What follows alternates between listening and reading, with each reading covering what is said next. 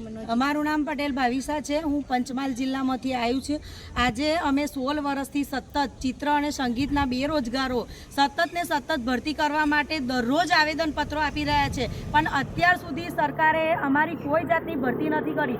અને કેબિનેટ મંત્રી વાજા સાહેબ અને રાજ્યના મંત્રી રીવાબા શ્રીએ અમને કહ્યું હતું કે તમારી ટૂંક સમયમાં ભરતી થઈ જશે, પણ અમને ખાલી ને ખાલી માત્ર આશ્વાસન જ મળે છે।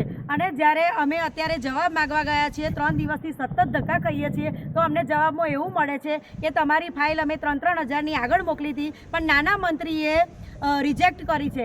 જ્યારે નાના મંત્રી ગાંડા બાવર પાછળ 97 કરોડની ગ્રાન્ટ ફાળવી શકતા હોય તો શિક્ષણ માટે કેમ નહીં? ગુજરાતનું શિક્ષણ અત્યારે સતત ખાડે ગયું છે, તો શિક્ષણ મંત્રી જ્યારે બન્યા છે ત્યારે તમે શું સુધારો કર્યો છે? 16 વર્ષ થયા, અત્યારે અમારી બધાની ઉંમર જુઓ, શું અમારે 45 વર્ષ સુધી લડ્યા જ કરવાનું છે? અમે કેટલા આંદોલનો કર્યા, કેટલી રિક્વેસ્ટ કરી, 2 હાથ જોડીને વિનંતી કરી કે અમારા કેન્ડિડેટ ખાલી 5000ની તમે ભરતી કરો તો પણ બધાનો સમાવેશ થઈ જશે। અને અત્યારે ચિત્રની અને સંગીતની બધી જ કોલેજો ચાલુ છે અને અમારું માન્ય રાખેલ સર્ટી છે, સમકક્ષ છે। વ્યાયામ, ચિત્ર અને પીટીસીને સમકક્ષ વિષયો ગણવામાં આવ્યા છે, તો એકને જ કેમ ન્યાય, બેને કેમ અન્યાય? તો અમે સીએમ સાહેબને બી કેટલી વાર, મારા ખ્યાલથી હું 9 વાર સીએમ સાહેબને રૂબરૂ રજૂઆત કરવા માટે ગઈ હતી। સીએમ સાહેબે પણ એવું કહ્યું હતું કે તમારી ભરતી થઈ જશે, ટૂંક સમયમાં થઈ જશે, પણ જ્યારે સાહેબે ભરતીનું જે પોતાના મોઢાથી રજૂઆત કરી ત્યારે તો તમે એમને વ્યાયામને જ ન્યાય આપ્યો, તો ચિત્ર અને સંગીતનું કેમ નહીં? અત્યારે અમે ગયા તો કે હવે તમારે કશું જ નહીં થાય। એમના સચિવો અમને એવો જવાબ આપે છે કે વ્યાયામવાળાએ આંદોલન કર્યું તો તમે પણ કરો। તો અત્યારે અમે પેથાપુર કલ્યાણસિંહ ચંપાવતને ત્યાં અમે આશા લઈને આવ્યા છીએ કે એ એક ખૂબ સારું કામ કરી રહ્યા છે, તો અમે એમની જોડે આશા લઈને આવ્યા છે કે સર 16 વર્ષથી તો સરકાર અમારા સામું નથી જોતી, પણ તમે કંઈક એવી રજૂઆત કરો કે સરકારને થોડી ભાન પડે। આજ રોજ રાષ્ટ્રીય શિક્ષણ નીતિ 2020 સમગ્ર દેશમાં જ્યારે લાગુ પડતી હોય અને એના અનુસંધાનમાં કોઈ પણ વિષય ગૌણ નથી એવું સરકારના તજજ્ઞ લોકો કહે છે। હું બિલકુલ કહેતો નથી, એમના મોઢે સાંભળેલી જે વાતો છે, મીડિયામાં આવેલી વાતો છે, શિક્ષણ શિબિરો કે તાલીમોમાં કહેલી આ વાતો છે કે રાષ્ટ્રીય શિક્ષણ નીતિ 2020 માટે કોઈ પણ વિષય ગૌણ નથી અને કોઈ પણ વિષય અંશ ના હોય, અંશકાલીન ના હોય। એટલે શિક્ષણ નીતિ 2020 એવું કહે છે કે ભાઈ આ રાષ્ટ્રને સર્વોપરી પર લઈ જવું હશે, રાષ્ટ્ર જ સર્વ છે એવું આપણે જ્યારે લાગવાનું હોય એને રાષ્ટ્ર એટલે ભારત માતાના ચરણોમાં વંદન કરીને મારે કહેવું છે કે રાષ્ટ્રીય શિક્ષણ નીતિ જ્યારે લાગુ પડતી હોય ત્યારે બાળકોમાં વધારે ક્રિયાત્મક સંશોધનની વાત આવે છે। એટલે ક્રિયાત્મક કાર્ય, પ્રોજેક્ટ કાર્ય, બેગલેસ ડે, આ બધી જ બાબતો સરકારે શિક્ષણ નીતિ પ્રમાણે 2020થી લઈને અત્યારે 2026 2030 સુધી બધું જ અમલમાં આવવાનું છે। બાળકોની વય મર્યાદાથી લઈ અને બાળકોને કેવા કેવા કોર્સમાં જવું જોઈએ, એટલે ધોરણ 6થી જ કૌશલ્ય વિકાસ શિબિરો અને કૌશલ્ય વિકાસ કેન્દ્રોની પણ રાષ્ટ્રીય શિક્ષણ નીતિમાં સમાવેશ કરવામાં આવ્યો છે। કળા એ કૌશલ્ય છે, કળાથી બાળકમાં જે નવી જે એના વિચારો, એના તરંગો છે, બાળકમાં રહેલી જે સુષુપ્ત શક્તિઓ છે એ બહાર આવે છે અને એના માટે સરકાર દ્વારા ખૂબ જ સુંદર પ્રકારના આયોજનો થાય છે, જેમાં એમ કહી શકાય કે કેવા કેવા કાર્યક્રમો, તો કહેવાય છે કે બાળ પ્રતિભા ઉત્સવ, બાળ મેળો, લોક મેળો, લોક નૃત્ય, સંગીત, ગાયન, વાદન, અભિનય, આ બધું જ સરકારે રાષ્ટ્રીય શિક્ષણ નીતિમાં સમાવેશ કરવામાં આવ્યો છે। સાથે સાથે એમ કહી શકાય કે કલા ઉત્સવ, ચિત્રકલા, ચિત્રમાં રહેલા મૂર્તિકલા, માટીમાંથી બાળકો મૂર્તિ બનાવે છે, તો એ એક શિક્ષક એવો હોય કે એને બધા શિક્ષકોને ના ફાવે, એના માટે એક્સપર્ટ શિક્ષક જોઈએ, એક્સપર્ટ ટીચર જોઈએ, તો એ કલાના શિક્ષકો છે। છેલ્લા 16 વર્ષથી જો કલાના શિક્ષકોની સરકારને કોઈ પણ જાતની ગંભીર એમ કહી શકાય કે લાગતું ના હોય કે આ નકામા શિક્ષકો છે, આ નકામી ડિગ્રી છે, આવું સરકારના અધિકારીઓના મુખે સાંભળેલી વાતો આજે હું મીડિયા સામે કહી રહ્યો છું। આજે સમગ્ર ગુજરાતમાંથી ચિત્ર શિક્ષકો અને સંગીત શિક્ષકોની ભરતી 2010થી આજ સુધી 16 વર્ષથી થઈ નથી અને એમને ખૂબ અન્યાય થઈ રહ્યો છે.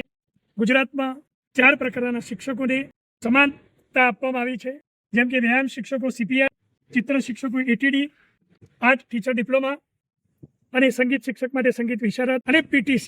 આ 4ને સમકક્ષ કરવામાં આવ્યા. તો પછી PTC અને વ્યાયામ શિક્ષકોની ભરતી કાયમી ધોરણે થઈ.